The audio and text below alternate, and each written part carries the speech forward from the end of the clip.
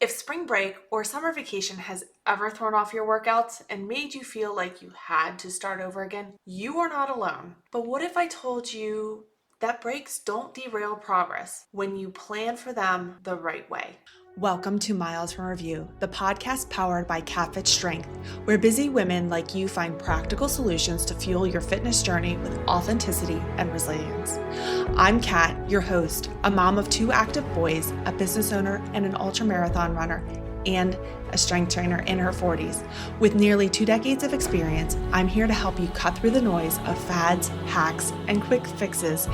This is a space where we celebrate womanhood and motherhood, all while building strength and resilience and reconnecting with you from a place of self-compassion and worthiness. Whether you're lacing up your running shoes to go out for a run, driving your kids to practice, or squeezing in a moment for yourself, I'm right here in the trenches with you. Let's dive in.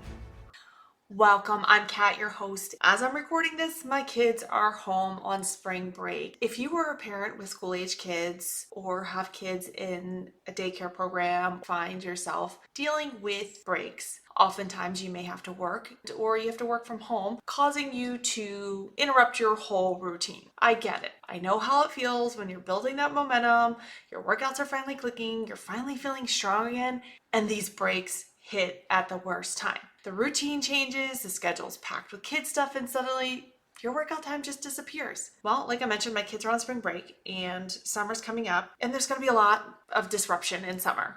Their schedule changes, they're no longer in school, they're in different programs. Meanwhile, myself and my partner, my husband, we're juggling our work schedule as well as our workout schedules. So this used to stress me out a lot. And as a former athlete competing in college, I hated when holidays would crop up or breaks would crop up, which would throw me off my routine. Now, when I was in college, it was a little easier because I would just go home, do my workouts at home. I didn't really like it because it wasn't what I was used to. I didn't have the field house and the strength training room available to me, but I made it work. As I got older, I still thrived in that structure. And I used to panic when little vacations or breaks hit.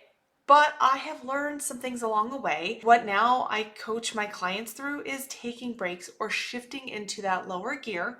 And it's not the same as giving up. What I tell my clients all the time is we don't need a perfect plan. We need a flexible one. So for example, one of my clients, Sarah, who's a mom of 3, has a demanding job. She knew spring break was going to be chaos. So a few weeks ahead of time, we built in a mini maintenance plan that worked with her schedule for that time to juggle her demanding job as well as working from home with her kids there. So we knew that 2 short full body lifts around 20 minutes and a few walks with the kids or getting out to the park with them was what was going to help her. And that was it. The thing is, when clients do this, when we put together a plan, yes, there's nervousness because it is something they've never done before. I tend to get messages like this. I didn't feel like I fell off this time. I knew what to do. This is huge. It's a mindset shift. This is something we want to break, is this all or nothing mindset of when something comes up, the first thing to go is our fitness and our nutrition because the routine is interrupted. I also do this for myself.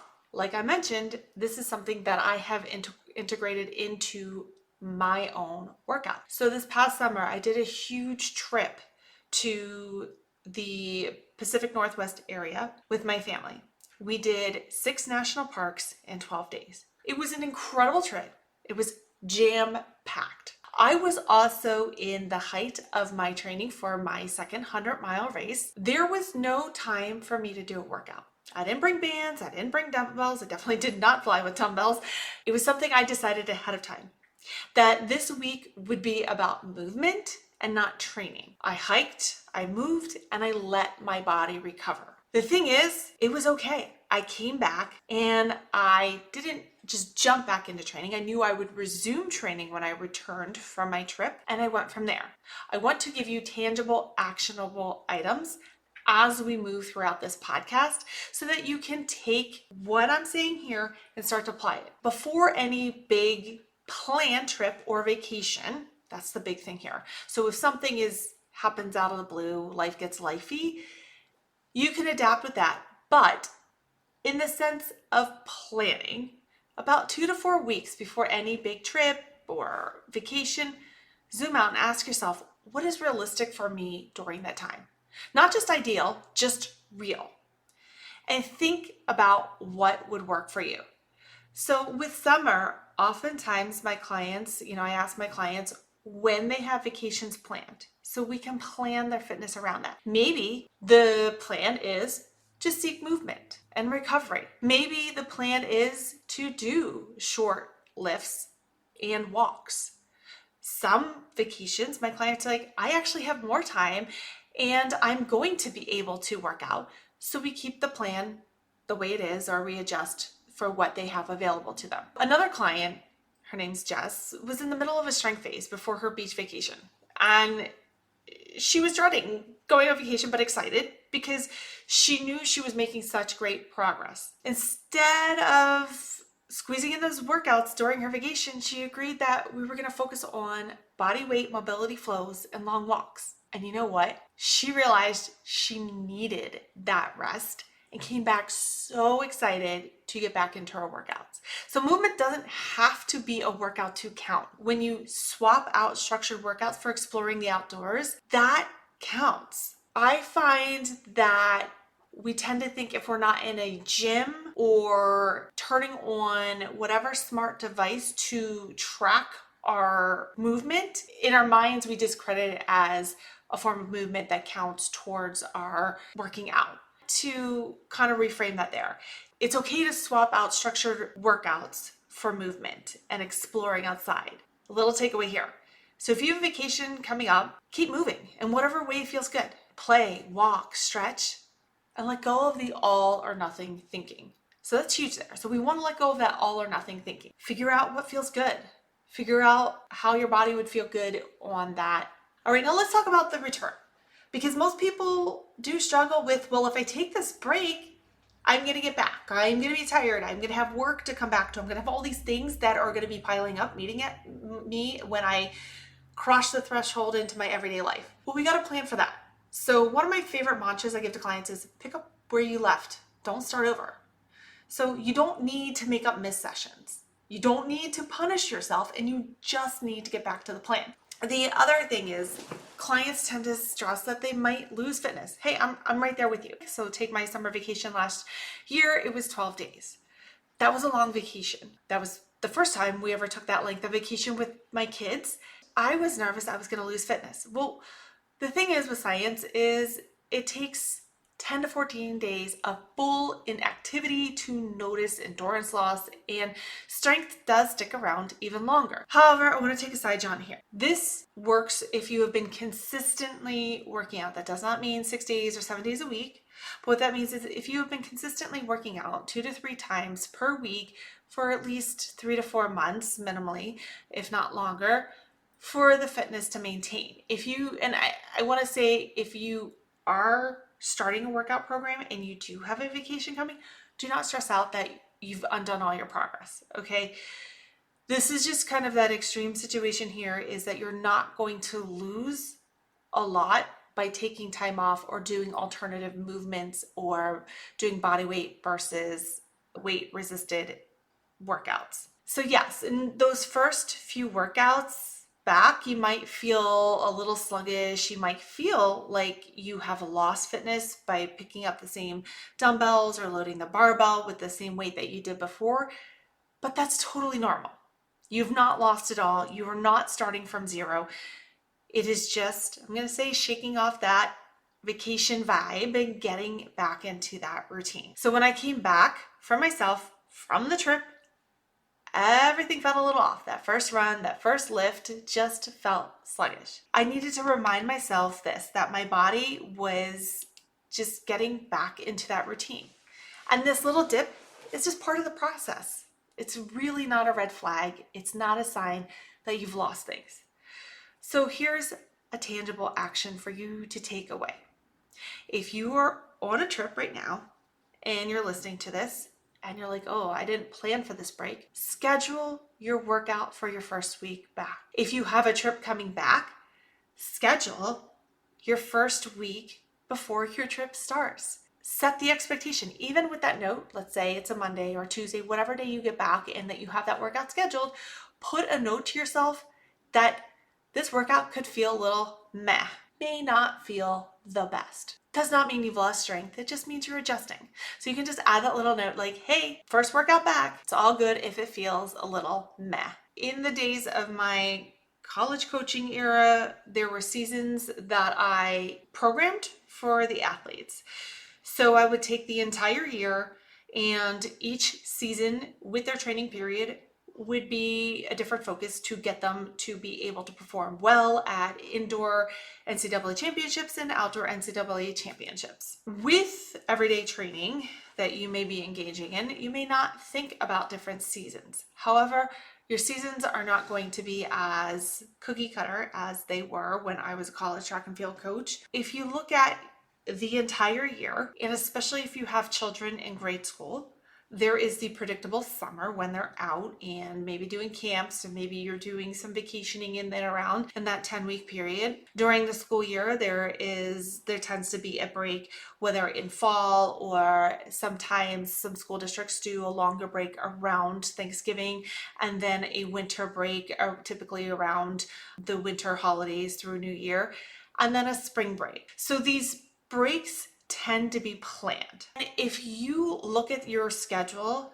and say, okay, well, summer, I want to downshift my workouts, that would be a maintenance period. That would be something where we're maintaining the fitness that we have worked on getting or gaining September through May, September through June, August through June, whatever your school year looks like for your children, just taking that as an idea. And then looking at that as maybe when the kids get back to school, you can have a little bit more of a push phase where you're really focused on building up that strength. Again, I want to be crystal clear here. This is not making up for lost time because we were on summer vacation, we scaled back. It's okay, we're looking at building more muscle mass here. We're looking at building more cardio output here, because we have more of a routine and you can schedule that time for yourself. There are also going to be periods of recovery. I tend to, in my own schedule, look at my winter holiday season as a time for recovery. That does not mean I am not working out. What that looks like is my workouts are very scaled back. For me, I do train for ultra marathons, and my racing season tends to be more from April to September, October. Does not mean I'm racing every weekend. I might have 2 or 3 big races, big efforts that I do throughout that time. And then in that 6-week period from November to, I'm going to say January 1, is really scaled back. I'm focused on recovery lifting. I'm focused on recovery cardio workouts, cardio running, where my program is downshifted. It's a little bit different than a maintenance period, but they all matter. And this is why having a plan that is well written out can help you or help honor the seasons of the life that you're in. Again, there's no badge for doing this perfectly year round. I'd rather see someone train 2 to 3 times per week for most of the year than being burnt out of forcing themselves to train for 5 to 6 days for 3 to 4 weeks, seeking that perfection, right? So the thing is, we want that long-term consistency, even with lower weekly frequency. This leads to better results than these short bursts of overtraining. That is what I want you to really, really take away with this. If we can scale back or find that lower weekly frequency to help you maintain that progress, is going to be huge than doing these short bursts of overtraining. It's a short one this week, a lot packed in. I hope you have some good takeaways. And if you're heading out on to spring break or thinking about summer vacation,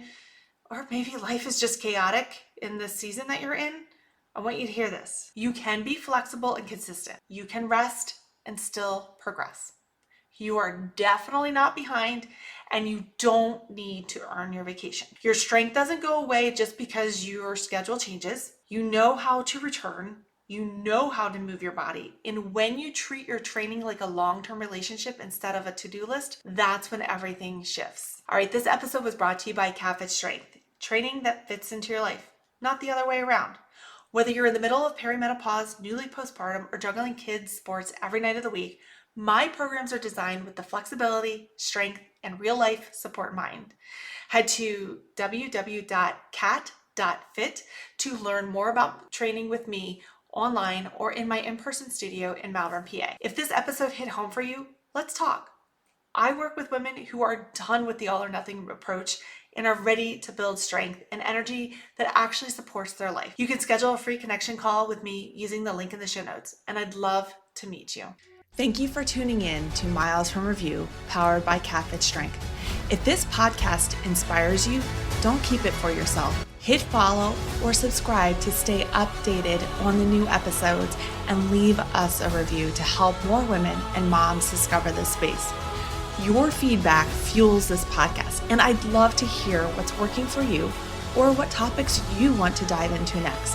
You can connect with me on Instagram at KatFit Strength or share this episode with a friend who is ready to embrace her strength.